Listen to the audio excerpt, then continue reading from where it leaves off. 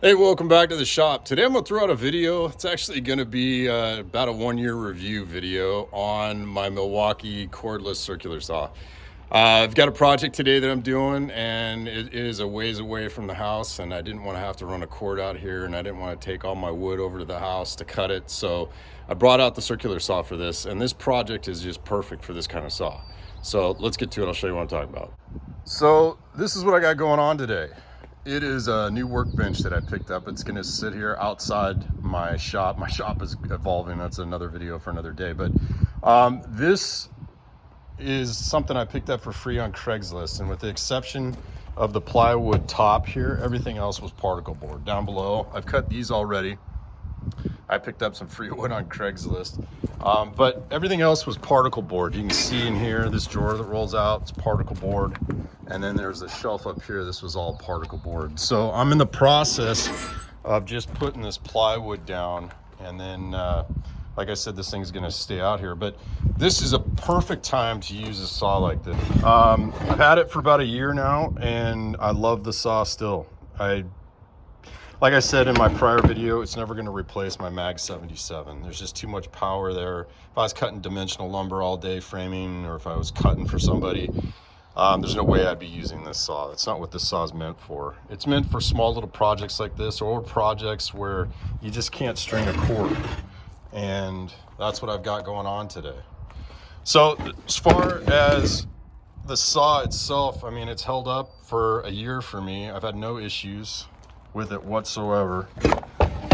I mean, it's got a few dents and dings on it here and there, which is typical with use that you put a saw through.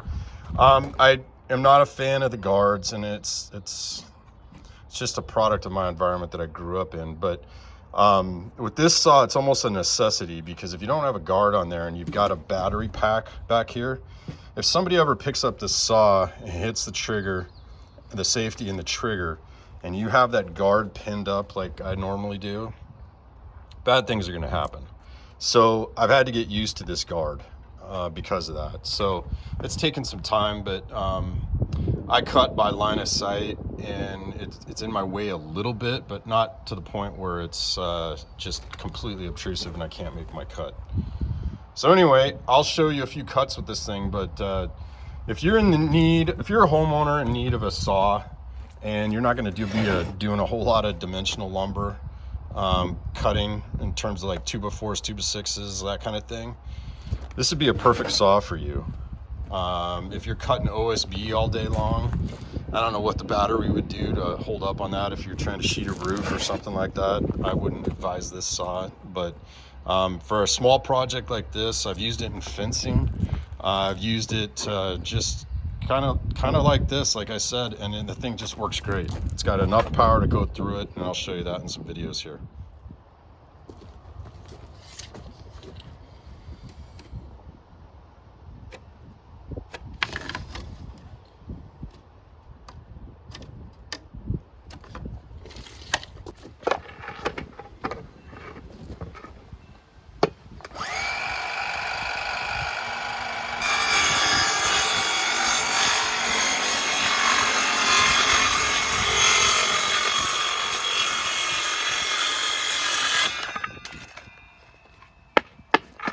Hey, quick interjection here. You're gonna see me cut in here off my foot. I've done that for years, since I was a cut man for framers. So don't do that unless you're familiar with the saw, how the saw works, kickbacks and all that kind of thing. Make sure you get it up on a sawhorse or, workbench or something like that, where it's really stable.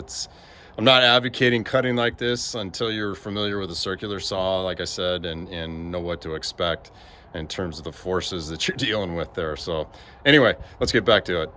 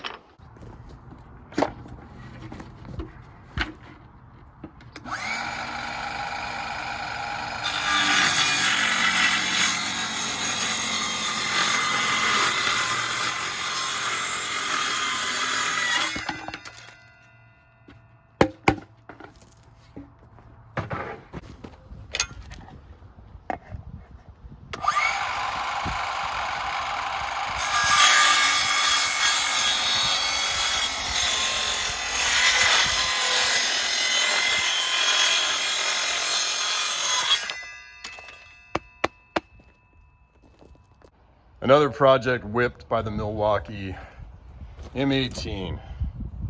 This is what this saw is meant for. It's not a heavy duty saw, job site saw, but you know, just cutting plywood for this drawer, shelf down below, and then moving up here to the shelf.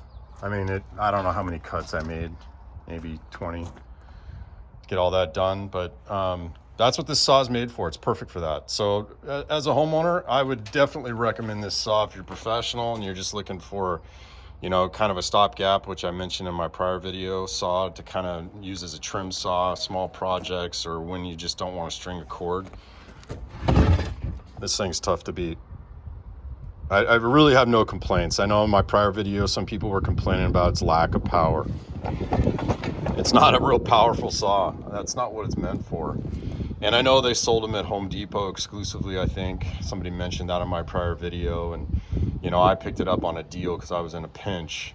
But it's not a bad saw. It's just, if you're looking for something to use every day on the job site as a professional, this is not the saw you want. It's just not meant for that.